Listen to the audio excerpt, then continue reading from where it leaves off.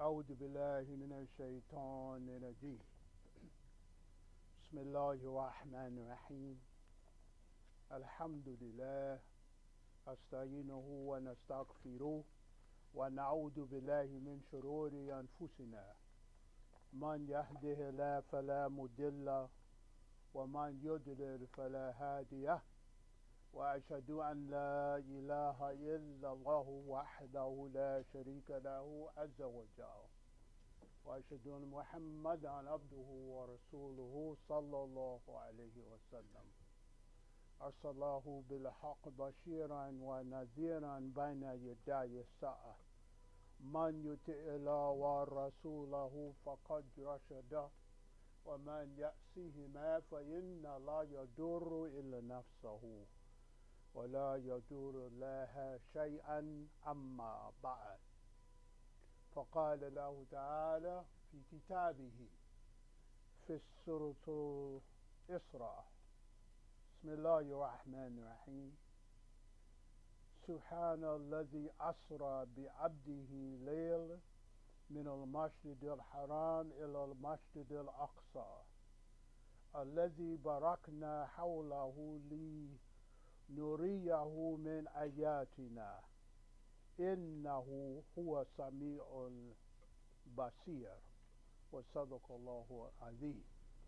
بارك الله لي ولكم في القرآن الكريم ونفعني وإياكم بالذكر الحكيم إنه هو جواد رؤوف رحيم. الآن حي الترجم. I seek refuge in Allah from Satan, from Shaitan, the accursed devil. In the name of Allah, the merciful, the compassionate, all praise is due to Allah. All gratitude is due to Allah. I seek His help and beg His forgiveness. And we seek refuge in Allah from the mischief and the evils of our souls. Whomsoever Allah guides, there is none who can lead that person astray, and whomsoever Allah finds in error, there is none to guide them. I bear witness that there is no God, no deity worthy of worship or existing other than Allah, who is one, alone, and unique, without partner or associate. And I bear witness further that Prophet Muhammad ibn Abdullah sallallahu alayhi wa sallam, may the peace and blessings of Allah be upon him, is Allah's servant, messenger, and apostle. And He, Allah, has sent His messenger in truth and with the truth, as a bearer of glad tidings and also as a warner in advance of the hour of judgment. Therefore, whomsoever obeys Allah and His messenger, surely that person is rightly guided. And whomsoever disobeys the two of them, surely that person harms only his or her own soul. And they harm not Allah the slightest little bit. As for what follows, for Allah, glory be to Him, has said in the very first ayah, the very first verse of Surah number 17, known as Surah Al-Isra, also called Surah Al-Bani Israel. In the name of Allah, the compassionate, the merciful God. Glory to Allah, who did take His servant for a journey by night from the sacred mosque to the farthest mosque, whose precincts we did bless, in order that we might show Him some of our signs, for He is the one who hears and sees all things. And surely Allah subhanahu wa ta'ala has spoken the truth. Dear brothers and sisters in Islam, today is the 26th day of the month of Rajab, making tonight the 27th night of Rajab. We are now 5 weeks away from Ramadan. And according to Islamic tradition and predominant opinion within that tradition, The 27th night of Rajab is the night on which the Isra wa Mi'raj, the miraculous journey of the Prophet Muhammad sallallahu alaihi wasallam from the Kaaba to Masjid al-Aqsa in Jerusalem, and then up through the heavens to the throne of Allah and back took place. And it is for us to reflect on the wonder of that miraculous event. One, because Allah subhanahu wa ta'ala has referred to it in His speech as we have just heard. And whatever Allah subhanahu wa ta'ala highlights for our consciousness, we had better pay close attention to it. And also in the collections of Sahih Ahadith, there are many, many, many authenticated narrations describing this particular event known as Isra wa Mi'raj. And so I want to encourage us today to reflect on the wonder of this miraculous event and to do so in relation to the statement of Allah subhanahu wa ta'ala, but also the statement of Rasulullah sallallahu alayhi wa sallam, wherein he said, Allahu Jamil wa yuhibbul Jamal. The Prophet alayhi salam said, Allah is beautiful and loves beauty. When we read the various ahadith, the night journey of Allah's Messenger alayhi salam, according to a particular hadith, begins with him lying down, napping by the Kaaba. And he said that while he was lying there, he describes two men, really two angels appearing as men,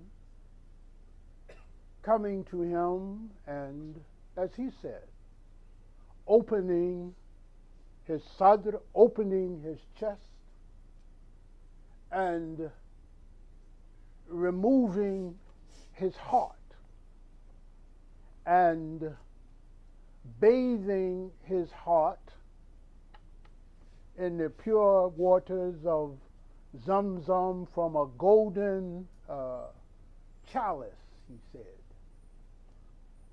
and then placing his heart back into his chest. And from there he says that a snow white horse named Burak, Barq is lightning, who he describes as white and winged, came to him and transported him. He says he got on that winged horse and he was transported from the Kaaba to Masjid al-Aqsa.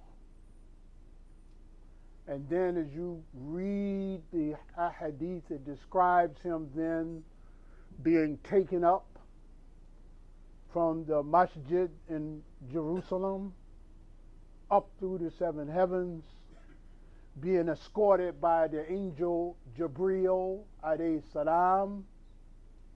And there's a detailed description every time he gets to one of the levels of heaven, levels of paradise.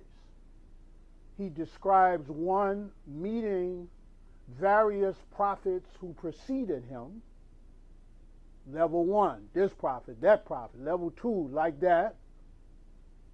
And he describes activity, things he saw, things he heard, until he reached the highest heaven. And then Allah's Messenger alayhi salam said that when he reached the highest heaven, that the angel Jibreel alayhi salam said to him, "This is as far as I go." It says they reached a lotus tree. And then when they got to that tree, Jibreel looked at him and said, "This is as far as I go. You go ahead." And the ahadith describe Allah's Messenger alayhi salam was salat as proceeding to the throne of Allah, the veiled presence of Allah. And at that point, after Allah's Messenger had gone where no human being had gone before, Allah gave him the command for the believers of the Ummah of Muhammad alayhi salam was salat to make the salah. Then there's a series of ahadith that describe, us starting off having received the command to make 50 salawat, make salah 50 times a day.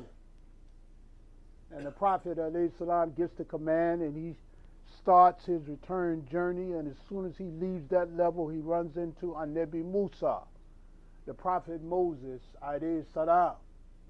And Moses questions him, what did you get? What did Allah command your people with?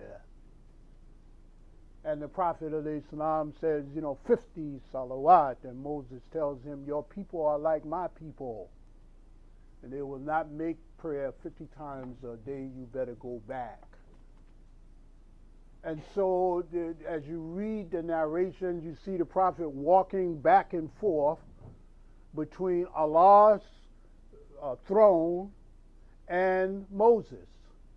And each time Allah reduces the number of salawat. And the Prophet goes back to Moses, and then Moses sends him back, and he goes back. He's going back and forth like this here, till finally Allah cuts it all the way down from 50 to 5. And when Allah's Messenger alayhi salam approaches Moses, Moses says to him, they're not going to make 5. And wallahi, some of us don't make 5. And the Prophet alayhi salam says, I'm too ashamed, I'm too embarrassed, I'm not going back anymore. And he begins his return journey, and just before he leaves, all of the Anbiya wa Rusul, all of the prophets and messengers line up to make the salah, and the Prophet alayhi salam leads them in salah and then returns back to the earthly realm. O you who worship Allah.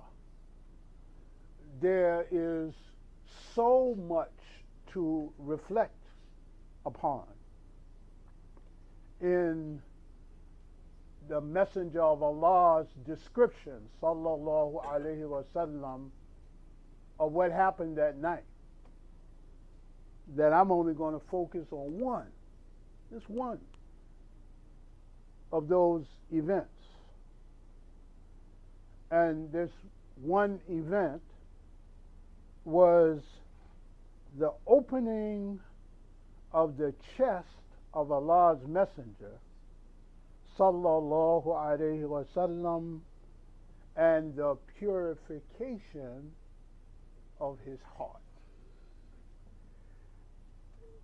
before anything else took place, the prophet, who I think is safe to say had a purer heart than anybody else, nonetheless had to undergo a special process of purification of the heart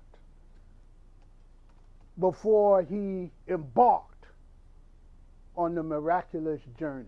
People say, yeah, I mean, the whole thing is miraculous.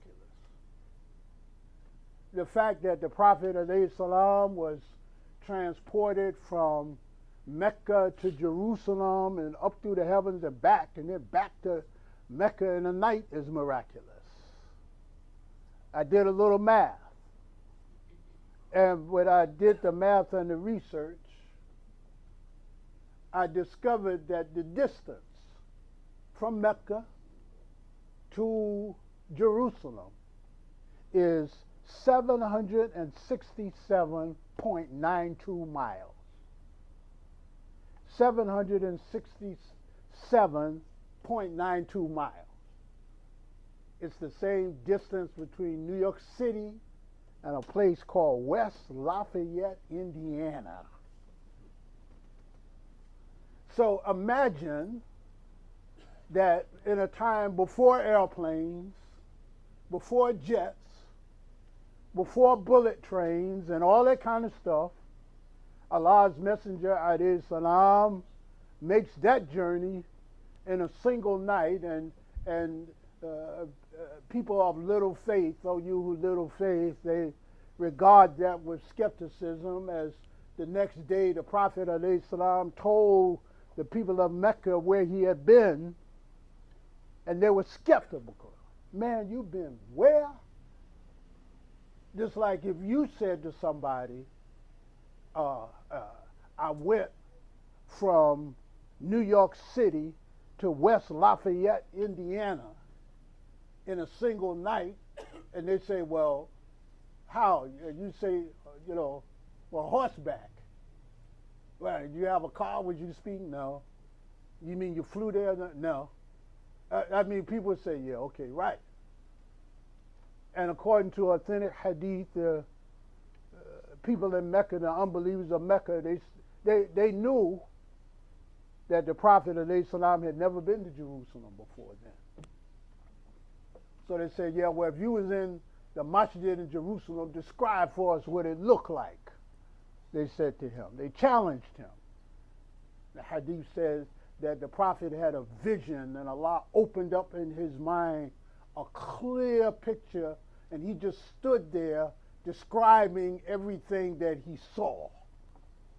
And the unbelievers were in awe. The event was a miraculous one, but it began with the purification of the heart of Allah's Messenger alayhi salam wa salat. O you who believe, piety is a state of heart. Righteousness is a state or a condition of the soul.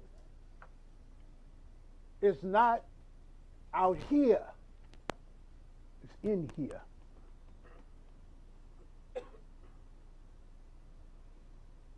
The Messenger of Allah alayhi salam wa salat said, taqwa, he said, is in here, pointing to his chest. Matter of fact, you read a hadith, say he pointed to his chest 3 times for emphasis. Taqwa, he said, is in here, meaning it's inside. It's in your heart. It's in your soul. But I just quoted the statement of Allah's Messenger, alayhi salam wa salat, the uswa hasana, the excellent example, our prophet, our imam, our protector, our intercessor.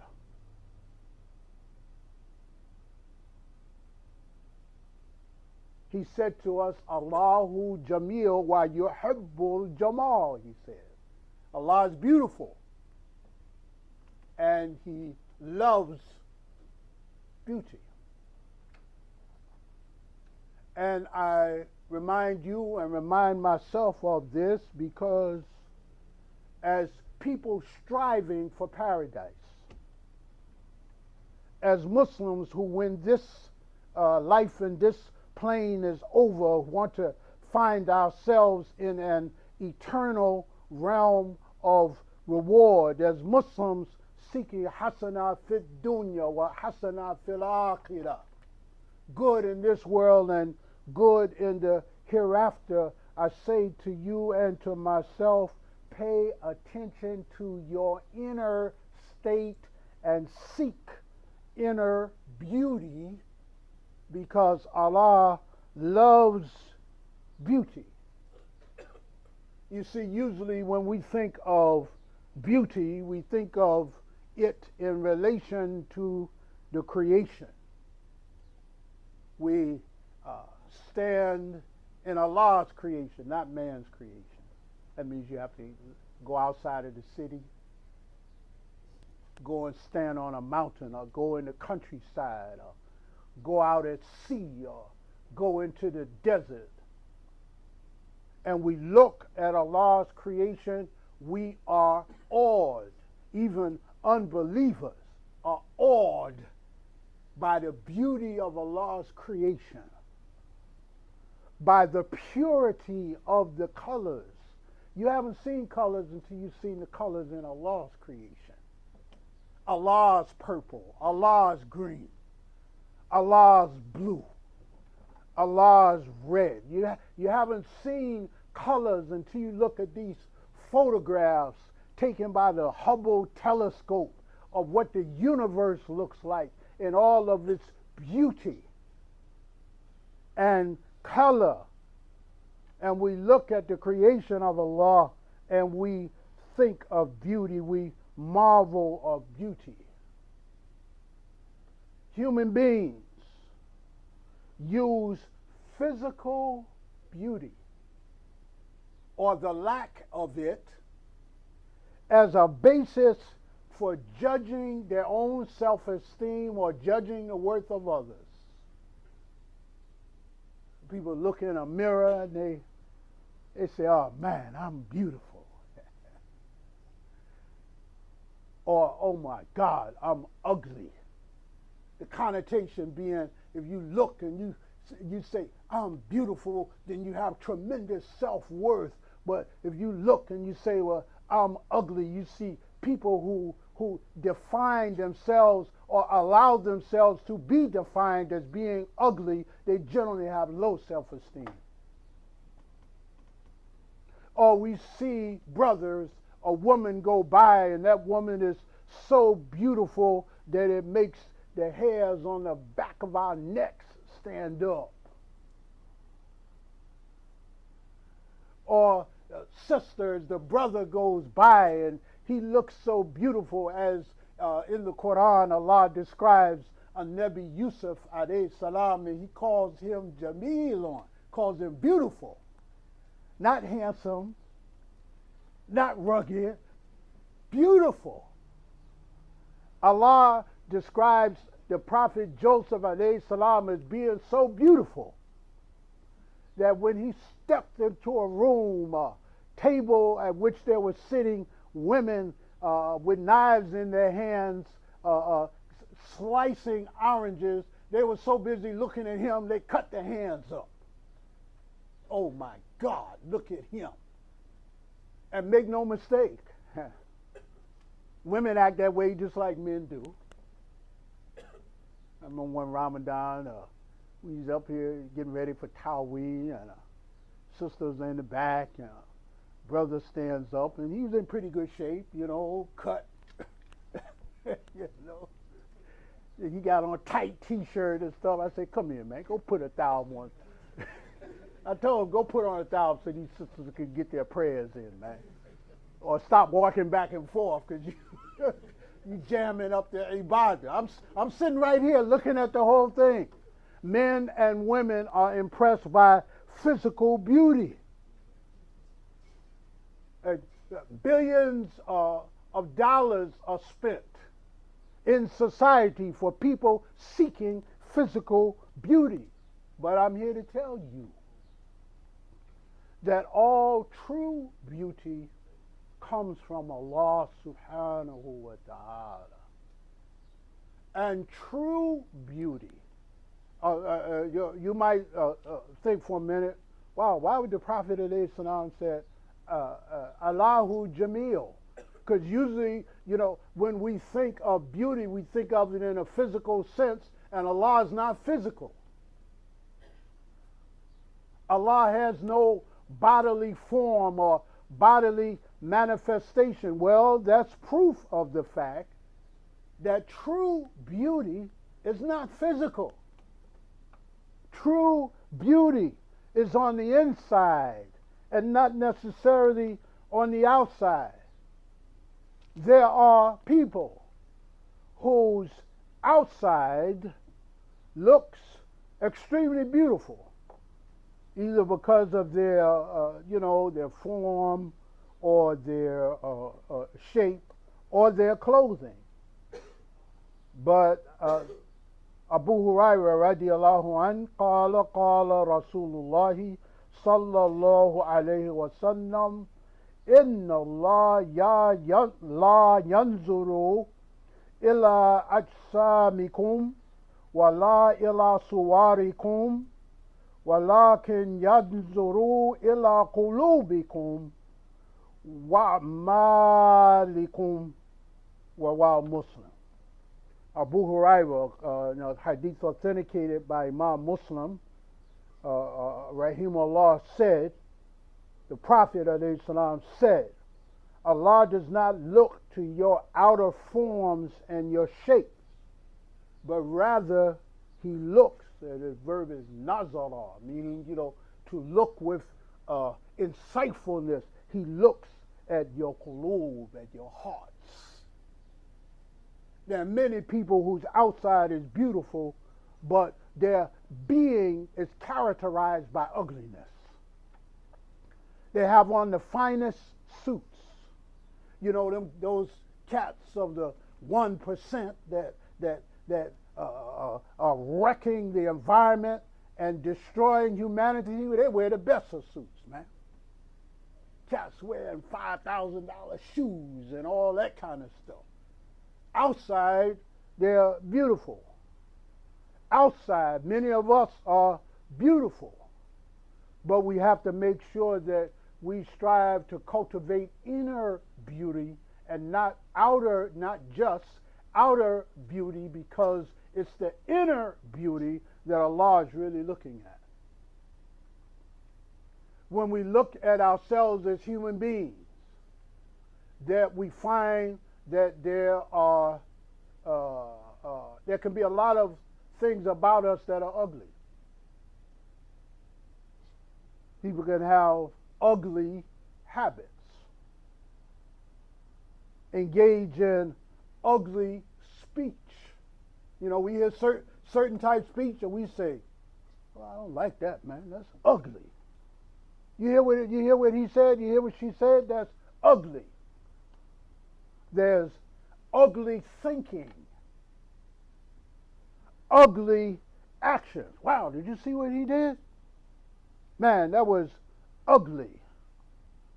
But as believers, as men and women striving to be blessed by Allah subhanahu wa ta'ala, it's important for us to strive for beautiful habits, beautiful speech, beautiful thoughts, beautiful actions. This is part of the good practice of Islam. The challenge of Islam is not to take a shahada and then remain the same person. The challenge is to take the shahada and then step onto a path of evolution toward ever increasing degrees of beauty, because Allah is beautiful, and therefore we should strive to be closer to Allah and be more beautiful ourselves. Some of us, we take the shahada and we We continue to engage in ugly thoughts, ugly habits. You've heard me say before, you're a drug dealer, and Allah guides you to Islam in order to save your soul from the condemnation that you're putting on it. You have to give up selling drugs, man. I tell you, I went to a trial a few years ago. Muslim drug gang. Federal court trial. They do the, what do you call that? The photo spread. And the DA is identifying the guys in the photo spread. This one's named Akbar. This one's named Rahman. This one's named this and that. Trial opens up with a picture of some Muslim brothers on Umrah, drug dealers. Or you may be a drug user, a drug addict, or what do you call it, alcoholic. These things happen to human beings. But when Allah guides you to Islam, you are obligated to abandon the ugly actions that are rich of shaitan, the filth of shaitan, and to seek beauty, to clean up internally, clean up externally.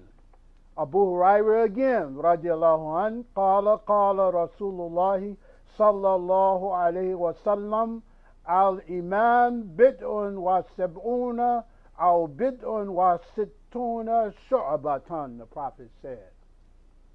The iman has over 60 or 70 branches, he said, like branches on a tree. And when you read the ayah, where is it, in Surah Ahzab, this ayah, and again, you've heard me make this point before.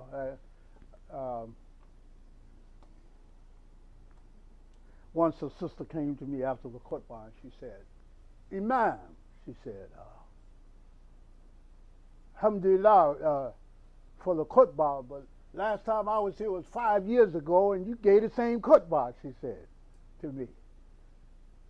And I said to her, well, I give a different khutbah every week, but at least that means the message is consistent, I said to her. So I have certain themes that I repeat, something I learned from reading the Quran. Allah doesn't say anything once in the Quran. He'll say it, then he'll say it again, then say it again, and say it again. وَأَقِيمُوا الصَّلَاةَ وَآتُوا الزَّكَاةَ, and establish the salah and pay the zakah. Allah says that same thing 80 some odd times in his book. So when the Prophet ﷺ said that Iman consists of 60 or 70 branches, like branches on a tree, and we look in the Quran and Allah says, Inna muslimina wa muslimati wa mu'minina wa mu'minat wal qanitina wal qanitati wa sadiqina wa sadiqat wa sabirina wa sabirati wa khashiina wa khashiyat wal mutasaddaqina wal mutasaddiqati wa sa'imina wa sa'imat wal hafizina furujahum wal hafizat wa dhakirina Allah kathiran wa dhakirat أعد الله له مغفرة وأجرا عظيما. Allah says, for Muslim men and women, for believing men and women, for devout men and women, for men and women who are true, men and women who are patient and constant, men and women who humble themselves, khashiyin or khashiyat, men and women who give in sadaqah, give in charity, men and women who fast, who guard their chastity, who engage much in the praise of Allah. For them, Allah says, He has prepared forgiveness and great reward. These are the branches on the tree of Iman, and they are degrees of beauty, spiritual beauty. And so, by all means, seek to beautify yourselves internally, externally. But remember that the true beauty is on the inside. And the beauty that Allah will regard, and if I can say it this way, for which you will get points on Yawm al-Qiyamah, will be the internal beauty. The beauty emanating from a pure heart and a pure mind, a pure tongue. And nobody getting no points for clothing on Yawm al-Qiyamah. Allah's not going to look and say, oh, well, kept his shoes shine. I'm going to give him a point for that. First of all, in the grave, most people won't have shoes. Some people will, because you know how people are. No, Allah is going to be looking for ibadah, for worship. He's going to be looking for what kind of heart do you have? Do you have a what they call a lion heart or some other kind of heart?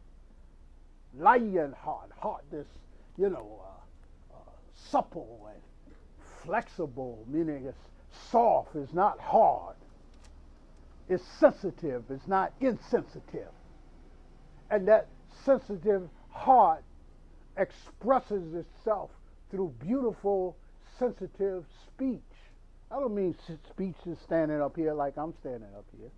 I mean how we talk to one another, how we treat one another, how we feel about one another. When they, you ever listen to people get angry? You know, we get angry with somebody and the shaitan jumps in our ear. Yeah, tell him this, tell him that. And then next thing you know, you're talking and you say, well, yeah, man, because, I was talking to somebody about you the other day and we were saying that, yeah, you this and you that. And you stand there listening. You say, oh, so you always backbiting me, huh? See? No, be mindful of that which is beautiful, because all of us want to be beautiful. Even the ugliest person in the world really wants to be beautiful. But when we realize that Allah is beautiful and loves Jamal, Allah loves beauty, then maybe that will motivate us to a better practice of Islam, a higher practice of Islam. And we ask Allah Tabaraka wa Ta'ala to beautify us in character and in spirit. Alhamdulillah. Oh,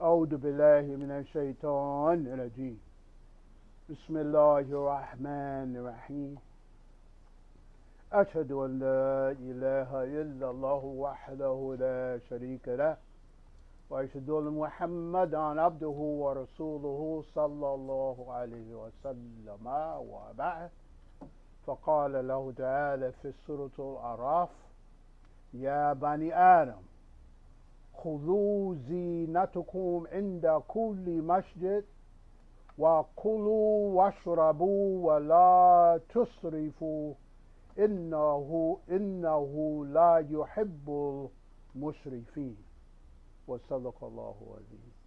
اللهم اغفر لنا مسلمين ومسلمات ومؤمنين ومؤمنات ومحسنين ومحسنات وبعد. For Allah has said in the 7th surah of the Quran, Surah Al-Araf, the heights, verse 31, Ya Bani Adam, O children of Adam, wear your beautiful apparel at every time and place of prayer. Eat and drink, but waste not by excess, for Allah loves not those who are wasteful.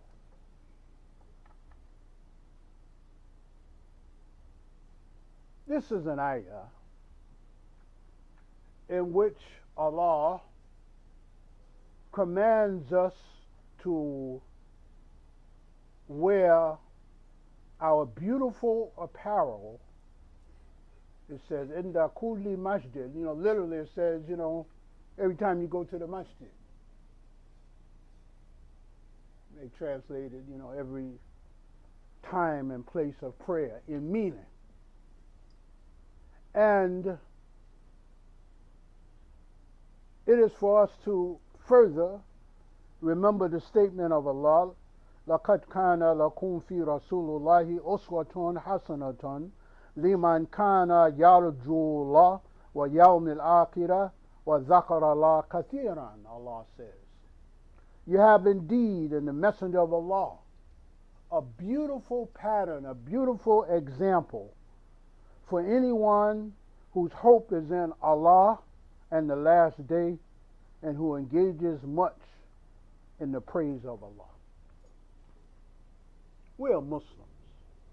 And as Muslims, we talk a lot about Rasulullah sallallahu alayhi wa sallam. Ever study him? Ever study the example of Allah's Messenger, alayhi salam? I know you do. I know you studied, how long his pants were or were not. Or how he did this or did that. You ever study his appearance? The Messenger of Allah, alayhi salam wa salat, was what we would refer to in modern language, as an impeccably dressed, an impeccably but simply dressed individual who was always clean, always pressed, always beautiful in his appearance. Read, there's a whole section of ahadith on the physical description of Allah's Messenger. He was clean, beautiful, well-groomed, clean, beautiful clothing. That was how the Prophet ﷺ consistently appeared. And he used to go around gently encouraging the believers to be beautiful when they would come to the masjid. He'd tell them, comb your hair, freshen your breath, don't eat garlic and then come to the masjid. These are things, and if you walk up on a brother and say, yo bro, your breath stink, man, he might get offended. But clean breath is the sunnah. Prophet ﷺ, he used to carry his toothbrush in his pocket, man. He'd stand up for salah. Oh, wait a minute. Clean his teeth. Why? To beautify them. And to beautify his breath. You read the seerah of Allah's Messenger, alayhi salam, as the initial sighting of Rasulullah alayhi salam by his soon-to-be wife Khadija radiallahu anha. She knew about him before she ever saw him, because she was a businesswoman. So one day she's sitting, you should read the seerah. She's sitting with her female administrative assistant, going over the books. And she turns and she says, who is this amongst my employees who's making this kind of profit for the company? And the female administrative or executive assistance. See, I use that language purposely because it helps us to get a clear picture of what was going on, and maybe bust up the misconceptions of some men or women regarding women. So now we're talking about the best of women, businesswoman, had children, had been married a couple of times, turned down guys who wanted to marry her, left and right. That Khadijah. So her executive assistant said, well, oh yeah, that's Muhammad ibn Abdullah. And she says to her, point him out to me next time you come through. So the next time the Prophet ﷺ comes through, Khadijah looks at him, and he is beautiful in appearance, in speech, in character, in behavior. And she calls her assistant and says, get over to his family and tell them I want to marry him. She wasn't waiting. She didn't wait. No, let me try to get an introduction and maybe he'll. She said, no, I know beauty when I see it. I'm not waiting. And Khadijah made the move on Muhammad, alayhi salam, not the other way around. Boy, I love being in a religion of human beings. So let me conclude. One, it is the command of Allah, brothers, to put on your beautiful clothing when you're coming to worship in the masjid.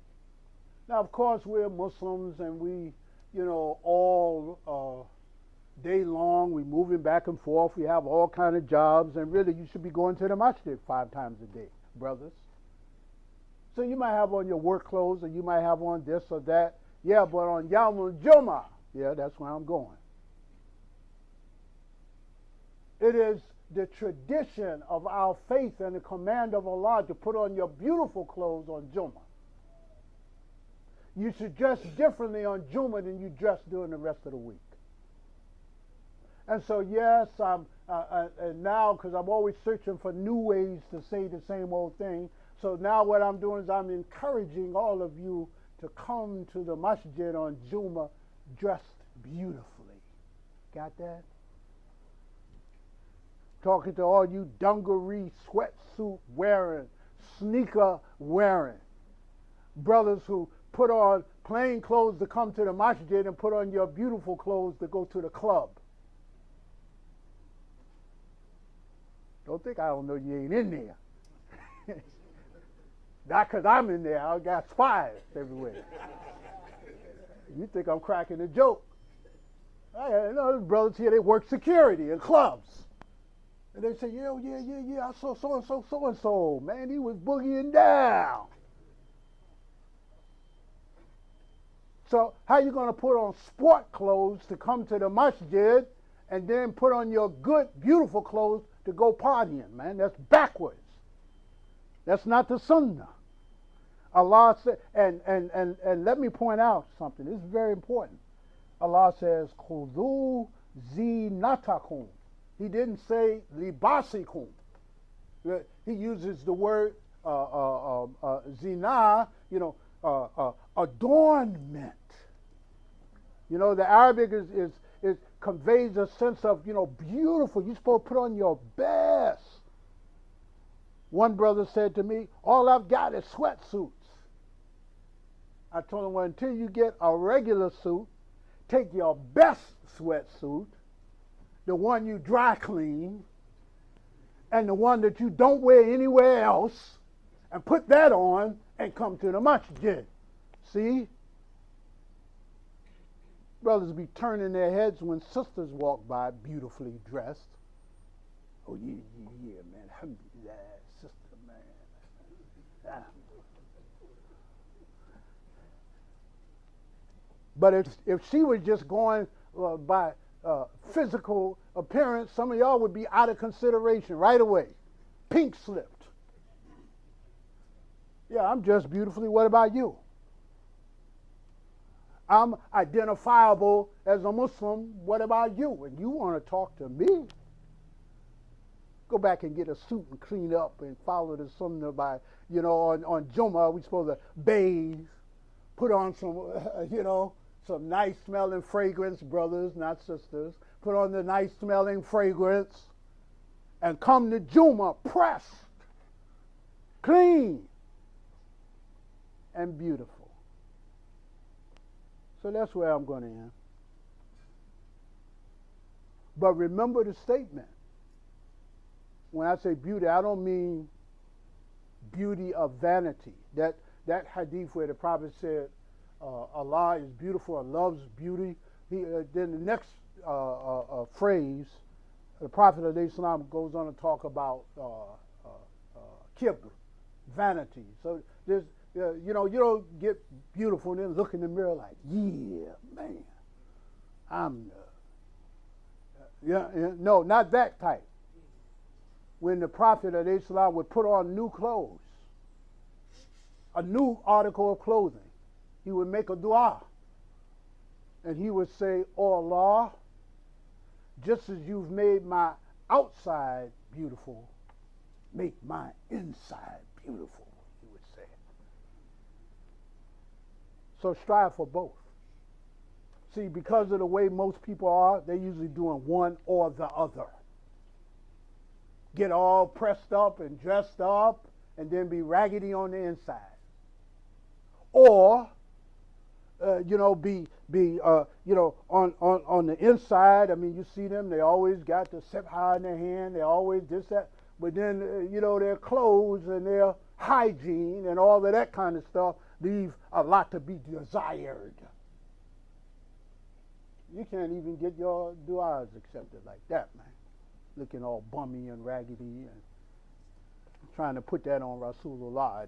He was never bummy and raggedy. He was clean. And you know that hadith where he said, talked about the man who came in out of the desert and he was dusty and hair all tore up, beard all matted. Sorry, hadith. And the Prophet said his food was haram. He's always eating at McDonald's and all this kind of spot. Oh, yeah, let me get some of that there. And his livelihood is haram, the Prophet said. I'm Muslim, and I'm Muslim, and thank you for coming into my store. So, how come you got a liquor license up? Well, I'm trying to make a little money. So, you look, I've done it. You look and on the liquor license in the store, it says Muhammad so-and-so. Abdul Rahman so-and-so on the liquor license. And the picture of the naked lady right underneath Ayatul Kursi.